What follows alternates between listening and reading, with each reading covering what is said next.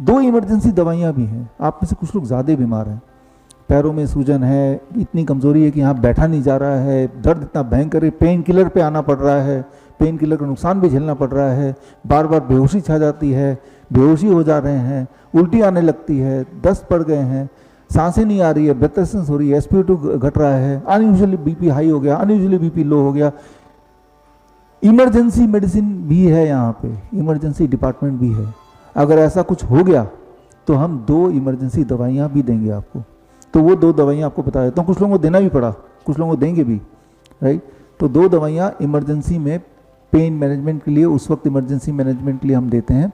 तो उनमें से पहली दवाई gravity as medicine, gravity as medicine ये पहली दवाई है। ये जो भी कुछ बता रहे हैं ना, जैसे ये इसके लिए ये बुक है, और ये बुक डाउनलोड करना तो bishrup.com/ebook फ्री डाउनलोड है, हिंदी में इंग्लिश में। तो ये लिटरेचर आपको मिल जाएगा, कुछ किताबें यहाँ मिल जाएंगी, ये वीडियो भी लाइव है, इसका भी लिंक मिल जाएगा। यानी कि जो नॉलेज है वो कहीं जाने नहीं वाली, वो आपके पास ही आ जाएगी, है ना। लेकिन समझा रहा हूँ मैं, ये इमरजेंसी में ये दवाई हम देते हैं। जैसे किसी को सांसें नहीं आ रही तो इमरजेंसी में, किसी की सूजन बड़ी बढ़ गई, स्वेलिंग हो गई तो इमरजेंसी में देना है, कोई बेहोश हो गया तो इमरजेंसी में देना है। Gravity as medicine, right. Gravity एक ऐसी दवा है जो हमेशा आपके साथ है, दुनिया में कहीं भी जाएंगे ग्रेविटी तो है, उसी को यूज़ करके आप किसी की जान बचा सकते हैं। क्या करना है, मैं एक आध उदाहरण दे रहा हूँ जो हमने किया भी आप में से कुछ लोगों में पिछले 24 घंटे में, और आगे भी करेंगे ज़रूरत पड़ने पे। अभी मैं जैसे खड़ा हूँ और आप बैठे हैं, मेरा जो हार्ट है वो धरती से करीब काफ़ी दूर है in comparison to your heart, right. अगर आप बैठूंगा तो ये हार्ट धरती के करीब आता जाएगा, है ना। जितना हार्ट धरती से दूर होगा उतना हार्ट को मेहनत करनी पड़ेगी ब्लड को यहाँ तक पहुँचाने में, ये तो समझ रहे हैं आप, राइट। हार्ट ब्लड को यहाँ तक पहुँचाने में मेहनत कर रहा है, और धरती ब्लड को नीचे खींच रही, ग्रेविटी नीचे खींचती ना। दोनों के बीच में बैलेंस बना हुआ है, जिस बैलेंस की वजह से हम जिंदा हैं, हम अपना काम कर रहे हैं। अब ये बैलेंस बनाने में ये हार्ट तो काम कर ही रहा है, एक सेकेंड हार्ट है, that is this calf muscle. क्योंकि मैं मूव कर रहा हूँ तो जितनी बार मैं मूव करूंगा उतनी बार ये काफ मसल ब्लड को ऊपर पुश करती है, यानी कि it supports the heart, primary heart, secondary heart, right.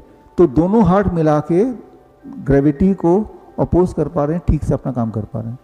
लेकिन अगर मैं मूव ना करूँ, ऐसे ही रहूँ और ऐसे 20 मिनट तक रहूँ, तो धीरे धीरे ये काफ मसल तो यूज़ नहीं हो रहे, तो एक ही हार्ट है, ये हार्ट ऊपर नहीं पहुंचा पाएगा, ग्रेविटी जीतने लगेगी। ग्रेविटी जीतने लगेगी तो आपका जो ब्लड है सिर से वो पैर की तरफ जाने लगेगा, इकट्ठा होने लगेगा। जब 20 मिनट के अंदर इतना ब्लड सिर से नीचे जाएगा कि और आप हिल नहीं रहे, बेहोशी आएगी, गिर जाएंगे आप। बचपन में देखा ना आपने, असेंबली में बच्चे गिरते हैं, हर तीसरा इंसान अपने जीवन काल में कभी ना कभी गिरा है, राइट। गिरते वो हैं जो डिसिप्लिन बच्चे हैं, ऐसे ही खड़े रहते हैं। कुछ शैतान बच्चे तो हिलते डुलते रहते, टीचर कोई बात नहीं मानते, वो नहीं गिरते, क्योंकि उनका काफ मसल यूटिलाइज होता रहता है। कोई बच्चा गिर जाता है, इसका मतलब ये नहीं कि वो कमजोर है, इसका मतलब कि उसका काफ मसल्स सेकेंड हार्ट उस वक्त यूज नहीं हो रहा, वो स्टैटिक पोस्चर में है, राइट। तो यहाँ पे मैं ये क्यों बता रहा हूँ, मैं आपको ये समझाने के लिए बता रहा हूँ कि आपका जो बॉडी है उस पर ग्रेविटी का पूरा नियंत्रण है, और पोस्चर को जैसे हम चेंज करते हैं तो ग्रेविटी का एक रोल उसमें इन्फ्लुएंस करता ही है। इस प्रिंसिपल को यूज करके हम किसी की जान बचा सकते हैं। कैसे? याद कीजिए कोविड का समय, सो कॉल्ड कोविड, जब आपको टीवी में दिखाया जा रहा था ऑक्सीजन सिलेंडर नहीं मिल रहा, ऐसा था ना। लोग ऑक्सीजन सिलेंडर ढूंढने पता नहीं कहाँ जा रहे हैं, वो ब्लैक में मिल रहा है, लोगों को सांसें नहीं आ रही हैं, ऑटो में ले जा रहे हैं, और उसका जो पेशेंट है वो उसके मास्क लगा है, सिलेंडर में थोड़ा सा ऑक्सीजन है, ऐसा बता रहे हैं। इस तरह का कुछ था। हमारा भी कोविड सेंटर था, हम उसे फ्लू सेंटर बोलते हैं, देश का सबसे बड़ा कोविड सेंटर, प्राइवेट, 1200 ऐसे कुछ बेड का था, 1200-1500 बेड का था, वो बहुत बड़ा, फ्री में इलाज होता था। वहाँ पे जो पेशेंट आते थे इस तरह के, तो वहाँ हम ऑक्सीजन सिलेंडर कभी नहीं यूज़ करते, और जो लेके आता था उसको भी हटा देते थे। अब भी ये करते हैं हमारे सारे हॉस्पिटल में, वैसे भी करते हैं हम, लेकिन क्योंकि ऑक्सीजन तो यहाँ पे है ना, सिर्फ उसके बॉडी के अंदर पहुँचाना है, जो कि नहीं पहुँचा पा रहे हैं, फोर्सफुली पहुँचाना है। तो फोर्सफुली कैसे पहुँचाना है इसको समझना पड़ेगा आपको। देखिए, ग्रेविटी एज मेडिसिन यहाँ यूज़ करना है।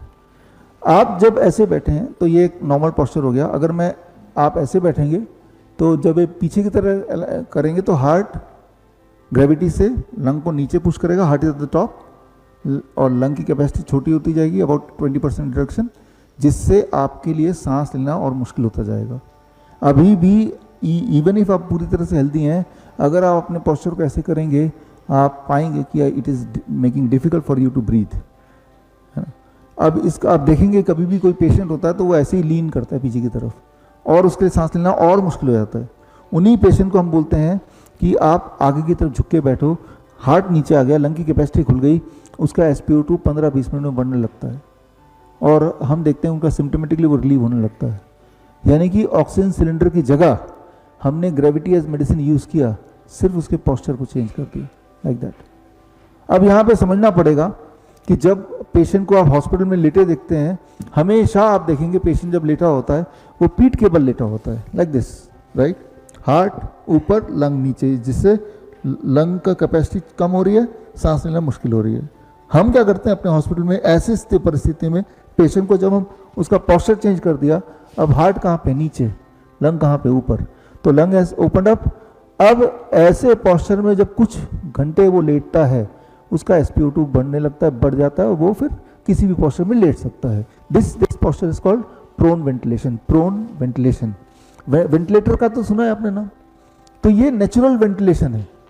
वेंटिलेटर के अंदर जो जाएगा वो बाहर नहीं आ सकता, वो तो मर जाता है। आज तक मैंने एक भी पेशेंट नहीं देखा जिसको वेंटिलेटर पे ले गए और वो जीवित बाहर आया हो। तो वेंटिलेटर में ले जाने की जगह अगर पेशेंट के पेट के बल लिटा दें तो ब्रीदिंग ही तो करानी है, तो वो लंग एक्सपैंड होता है और ब्रीदिंग होने लगती है। That is called gravity as medicine. तो हर बीमारी में, मैंने आपको अभी हार्ट के लिए समझाया, राइट। आपने कभी देखा कि जब खड़े हैं आप, अरे मैं तो थक गया, मुझे बैठना है, जब बैठे तो आराम क्यों मिल रहा है? क्योंकि आपका हार्ट नज़दीक आ गया धरती से, राइट। बैठे बैठे थक गए तो क्या करेंगे, लेट जाएंगे, तो तब और आराम क्यों मिल रहा है? क्योंकि आपका हार्ट, आपका लंग, आपके सारे ऑर्गन एक ही लाइन में है। अब हार्ट को मिनिमम काम करना पड़ रहा है, तो जब मिनिमम काम करना पड़ रहा है तो अब उसके लिए आपको रिलैक्स मिलता है, आपको आराम मिलता है। जब एक बच्चा बेहोश हो जाता है, याद कीजिए असेंबली में स्कूल के, उसको उठा के ले जाते हैं, उसको लिटाते हैं, फिर उसको पानी छिड़कते हैं, उसको कोई हवा दे रहा है, कोई उसको झाड़ फूक कर रहा है, कोई मंत्र पढ़ रहा है, और थोड़ी देर में वो होश में आ जाता है, कुछ मिनट में। फिर लगता है कि हमने पानी उसको छिड़का, कोई बोलता है मैंने मंत्र किया तो आ गया। जब वो लेटा हुआ है तो उसके सारे ऑर्गन एक ही लाइन में है, तो हार्ट के लिए सर्कुलेशन को रीस्टार्ट करना, यानी कि ब्लड को सिर तक पहुंचाना आसान हो गया। तो 2-3-4 मिनट में उसको उसके होश में आना स्वाभाविक है, कुछ करें या ना करें, राइट। तो यहाँ पे क्या किया हमने, पोस्चर एज मेडिसिन। वो जो लेटने वाला पोस्चर है वही दवा है उसके लिए। ये पेट के बल लेटने वाला पोस्चर ब्रेथलेसनेस के लिए वही दवा है। सिमिलरली जो किडनी के पेशेंट हैं, असली वाले किडनी के पेशेंट जो हमारे पास आते हैं, जिनके पैरों में सूजन होती है, आप कभी भी किडनी की पेशेंट की पहचान करनी हो तो पहला पहचान है उनके पैरों में सूजन होगी। ये पहला, कई सारे और पहचान है लेकिन सबसे बड़ी पहचान। जब भी आपको दिखे कि आप जब भी काफ़ी देर तक ऐसे बैठे रहें और खड़े रहें या फिर खड़े रहें, आपके हमेशा पैरों में सूजन होने लगती है, फिर लेट जाएं तो फिर सूजन ठीक हो जाती है। अगर ऐसा आप नोटिस करते हैं तो इसका मतलब ये कि आपका किडनी उतना काम नहीं कर रहा जितना करना चाहिए। तो आप क्या करेंगे, यही इमरजेंसी मेडिसिन यूज करना है, ग्रेविटी एज मेडिसिन, ठीक कर देना उसको हमेशा के लिए। कैसे ठीक करते हैं, आप कैसे कर सकते हैं, इसको मैं डिटेल में अलग से समझाऊंगा, बट अभी ब्रीफली समझा रहा हूं क्योंकि यहाँ पे आप में से कुछ लोगों पे ये कर भी रहे हैं और कुछ पे करेंगे भी। ये आपका बिस्तर है, ठीक है ना, this is your bed flat. अब मान लो इस तरफ सिर है, इस तरफ पैर है आपका। जिस तरफ पैर है उस तरफ 3-3 ईंटें लगा देंगे तो ये इंक्लाइन हो जाएगा ना बेड। जब इंक्लाइन हो जाएगा तो ब्लड जो है, अभी मेरे केस में ब्लड पैर की तरफ ग्रेविटी खींच रही है, इस केस में ग्रेविटी की वजह से ब्लड पैर से हार्ट की तरफ जा रही है। जब ग्रेविटी को यूज करके मैंने ब्लड के डायरेक्शन को, फोर्स के डायरेक्शन को चेंज कर दिया, हार्ट की तरफ मोड़ दिया, किडनी की तरफ मोड़ दिया, और ऐसा मैंने 2 घंटे किया अपने पेशेंट के साथ, पेशेंट खुद ही करेगा, तो ऐसा 15 दिन तक करने से हमने देखा कि हमारे पेशेंट का जो स्वेलिंग वाली प्रॉब्लम गायब हो गई, यानी कि किडनी दोबारा काम करने लगी। तो this is called gravity as medicine. इसे कहते हैं हम head down tilt. Head down tilt खाली पेट करना होता है, पेट भर के खाना होगा तो खाना भी मुंह से बाहर आने लगेगा, डकार आने लगेंगी, गैस्ट्रिक प्रॉब्लम हो जाएगी। तो यहाँ मैं आपको ब्रीफली समझा रहा हूँ, ये सारा कुछ उन्हीं को करना है जिनको जहाँ ज़रूरत है वो हम बताएंगे तब करना है, लेकिन यहाँ मैं ये बताना चाह रहा हूँ कि आपका जो ग्रेविटी है, ये ग्रेविटी आपके ऊपर काम कर रही है, इसी को मैनिपुलेट करके आपका किडनी, आपका लंग, आपका हार्ट, आपका ब्रेन, हर चीज़ में हम कुछ मिनट में फ़र्क ला सकते हैं। जब हम अपने पेशेंट को हेड डाउन टिल्ट कराते हैं तो उसका यूरिन आउटपुट बढ़ने लगता है, उसकी स्वेलिंग घटने लगती है। जब स्वेलिंग घट जाती है, यूरिन आउटपुट बढ़ गया, यानी कि वो किडनी पेशेंट रहा ही नहीं। As simple as that.